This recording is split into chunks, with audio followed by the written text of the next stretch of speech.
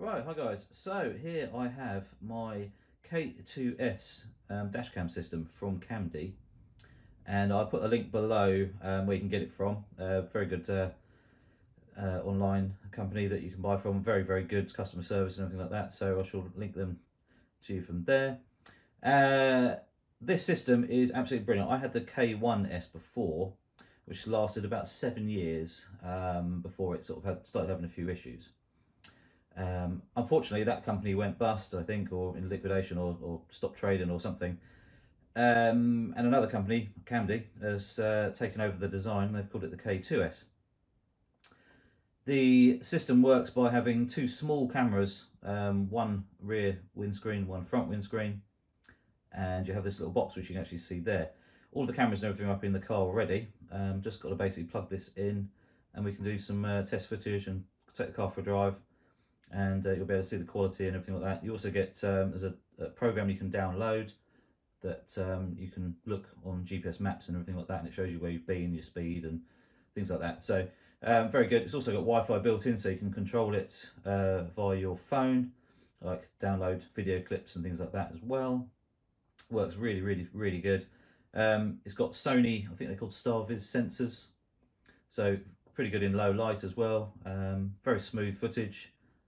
And yeah, it just works really well. I've got a 128 gig SD card in it, which gives you, I think, like 9 hours worth of footage or something like that. I'll have to have a look when we reformat it.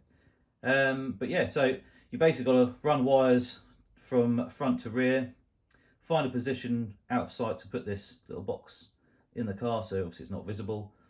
And as you turn the ignition on, it turns on. You can either power it by a hard wiring kit, the OBD port adapter that you can actually buy. There's two versions of the kit, one without and one with, and also USB plugs or ports or whatever, or a power adapter.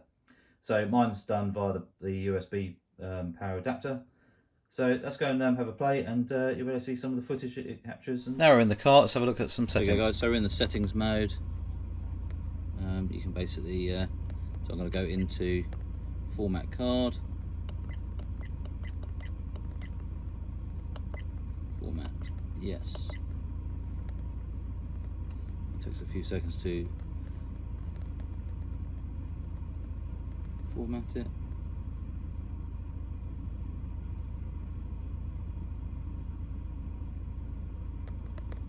There we go. So that's that done. And then basically you just come back out with that one, and you can mess around with all your different settings. So for example, I've got mine set at 3 minutes on the loop. I suppose the sun's gone in now. 1080p both cameras, 30 frames per second. Video quality good. So you can have a higher, economy, ultimate, deluxe, and good. I think I had it on deluxe, which seemed to be the better one. Auto white balance and auto exposure. You can have it center, average, spot, center. I just left it center just because when you're obviously going into different lighting conditions, it will change and be a bit more thing.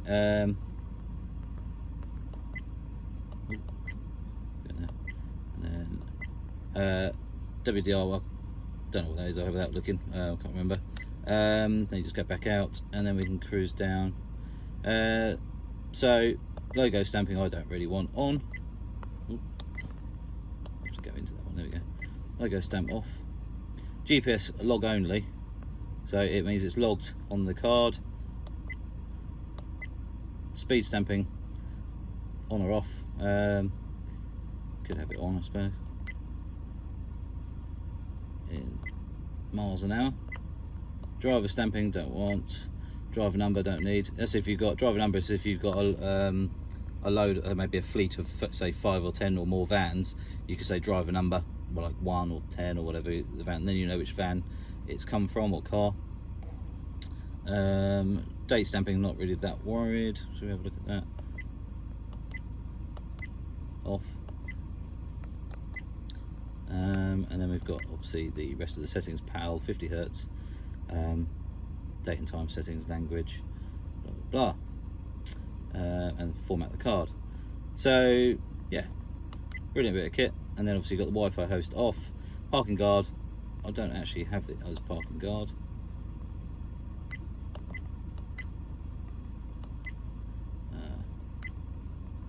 Is it off?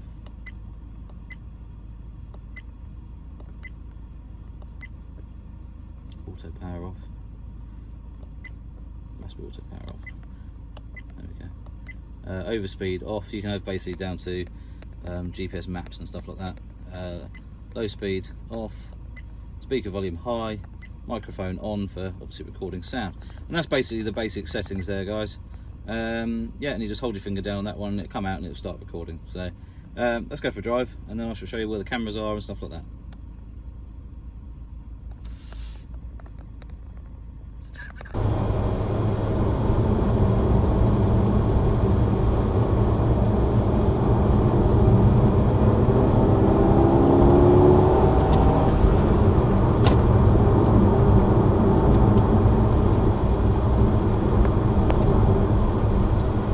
Right, hi guys, so out in the car, so we're in sort of quite contrasting conditions at the moment. There's a lot of sunlight coming down through the trees there, and my windscreen might be dirty apparently.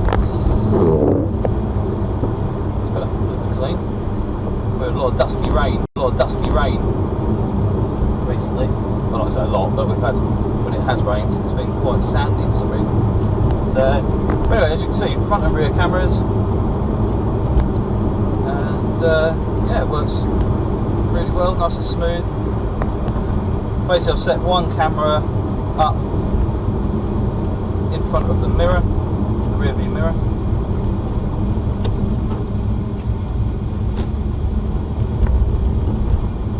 And obviously one right up at the top of the back windscreen. Also I'm in a coupe, and also the RCZ's got probably one of the coolest back windscreens ever made, very curvy, and somehow they made it with no distortion, which is kind of cool. You do get a couple of shapes down either side, but straight through the middle. You see that sort of, it's got about a 3-inch drop in between the two humps in this lower section,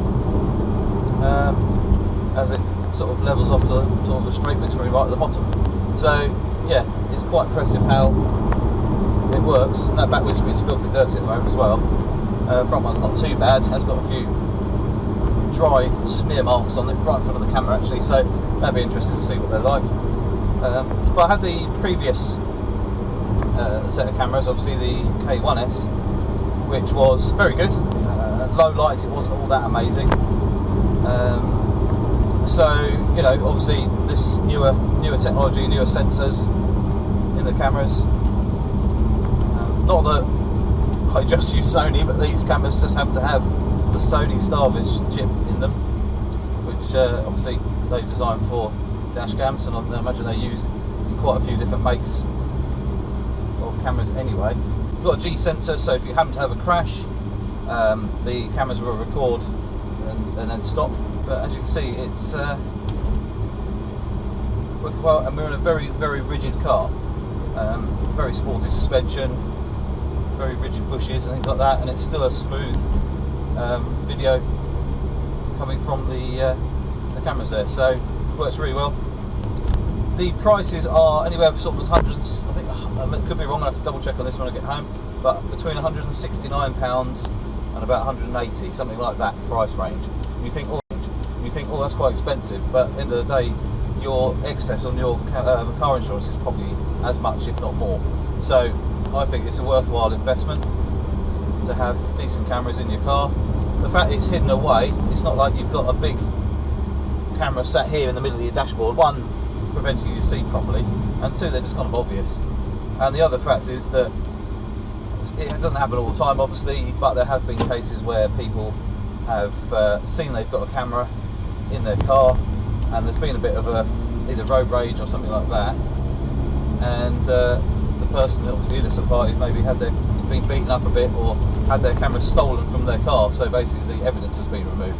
So the fact that you can't see these very easily at all is a good thing. To be honest, I just don't mention to anybody that I've got cameras in the car. You don't have to. and they're there for my protection and my safety, as well as other people as well. So the fact that, you know, I could possibly record an accident happening and you can see exactly what happened, stupid drink driver or something crazy like that, you know, you possibly could, you know, it could be useful for things. Other things as well the cameras are brilliant for. I've had, you know, low flying helicopters fly straight over my car in the past, things like that, and you think, oh, only if I had a camera, and obviously I have now. So you know, just other cool things that you see. Or if you do, you know, if you go on a little road trip, you know, in a beautiful countryside, like, well, we're in beautiful countryside now, and you think, oh, what a beautiful sunrise, and, you know, things like that. And obviously for the YouTube channel, I use clips for the YouTube channel. So, you know, a little drive out somewhere like this, you know, having a little clip, and you know, it works really, really well. You know, the quality's fine, 1080p is absolutely fine. You know, yeah, everyone's got 4K now, blah blah blah, but 1080p is absolutely fine. You know, considering most people still watch YouTube on their phone, you're never going to see the difference anyway.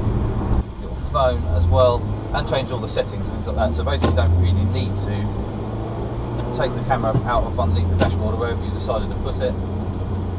Again, so yeah, so basically it allows you to, you know, it's a very usable bit of kit.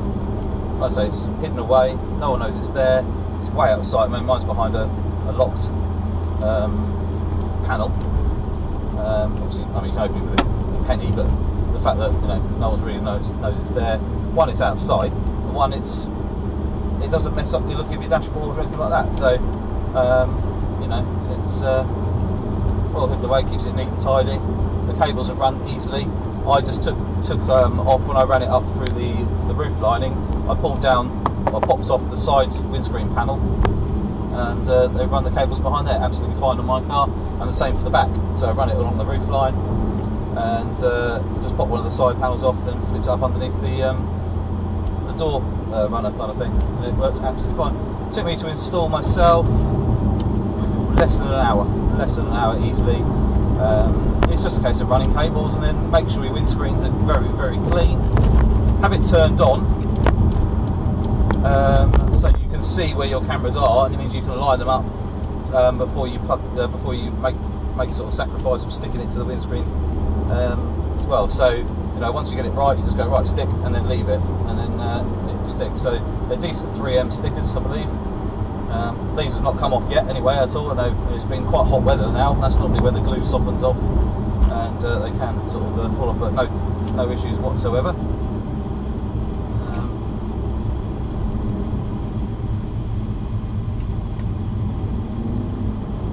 You know, country lanes and stuff like that, where, you know, you get people come flying down country lanes a bit too quick sometimes, and having cameras, you know, it could be that difference of proving it wasn't your fault because you were driving sensibly. At the moment I'm doing 27 miles an hour, and you know, if someone comes flying around the corner and you do happen to have an accident due to their stupidity, at least you've got proof, and that's one of the main reasons of having it. Basically, I think they got away with it basically because, yeah, they had a witness, somebody new, I think, that basically disputed it. So yeah.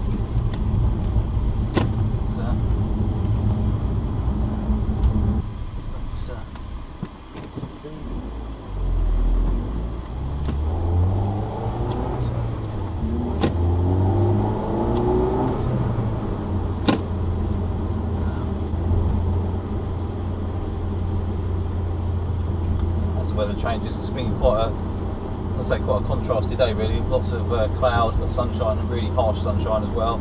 So it's a good little test for the cameras. You'll be able to see. Obviously, night time they do work quite well, quite happily. It's only the back one you can't see out the back with. Obviously, if it's low light and you're out in the countryside, there's no street lights, you're not going to be able to see much. But in street lit areas, you can still read number plates on cars, stuff like that. So.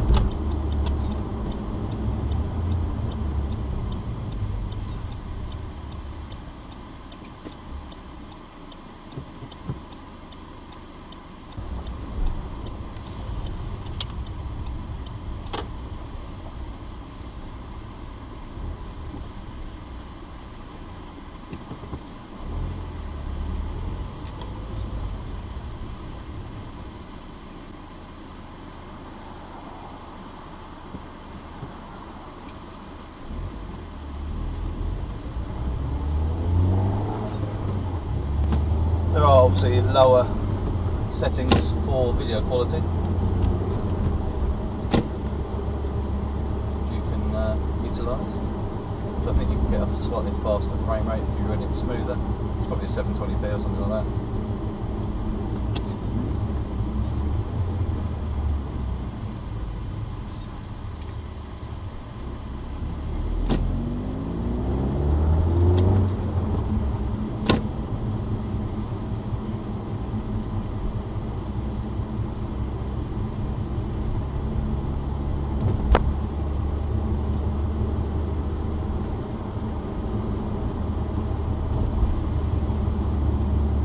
Sound quality is pretty good from the microphone. Here.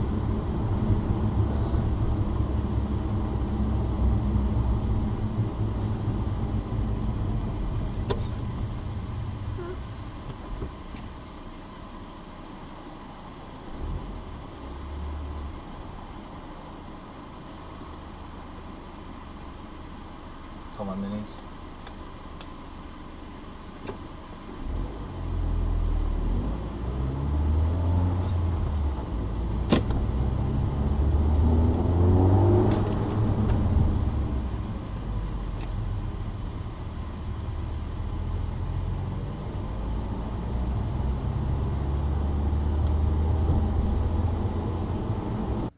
So this is the dashboard of the RCZ, and there's one of the cameras there. I'll zoom in. There you go. So that's one of the cameras there, very small, out of the way, and I ran the wires basically up. Let's shut that down. Up into the curtain line here.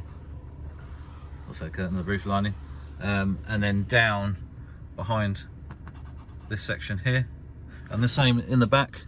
In fact, one of the cables has come out. I need to sort that out. That's just from vibrations and bumps and God knows what. But then I just rub it up into the lining. The rear camera, I don't think I should get this really easy, is basically there. But from outside, I'll get out now and you can have a look, but from outside, they're very, very difficult to spot straight away, unless you know what you're looking for. But they're there. And yeah, so let's have a quick look outside. So up on my windscreen there, you've got the flashing LED, which is also the satellite navigation. But as you can see, I've got a little bit of black tape, which I probably need to redo, because it's a circular LED, and at night time or lower light, you can actually see it flashing quite brightly from out the front of the car, which obviously you don't really want. You might get moaned at, or it kind of gives it away that you've got something going on. So that's kind of hidden away, but I have it like that, so I can basically, it's just in the side of my eye, I can see the flashing going on there. So let's hop outside and you'll be able to see what the cameras look like through the window. So I'll shut the engine off for a minute. So let's have a nose.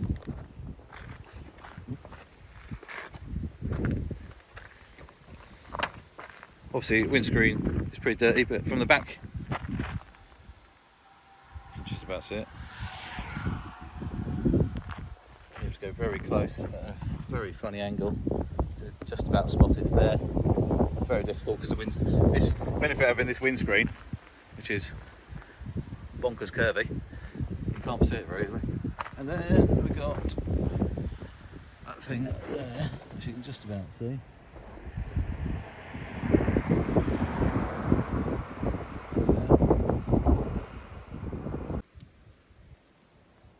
Yeah, so it's very difficult to actually spot where the camera is unless you're right on it, and it's there. And still, reflections are so, it is, you can just about spot it. The reflections are so mad that it's actually quite difficult to spot it. So we just had a massive rumble of thunder, all that there.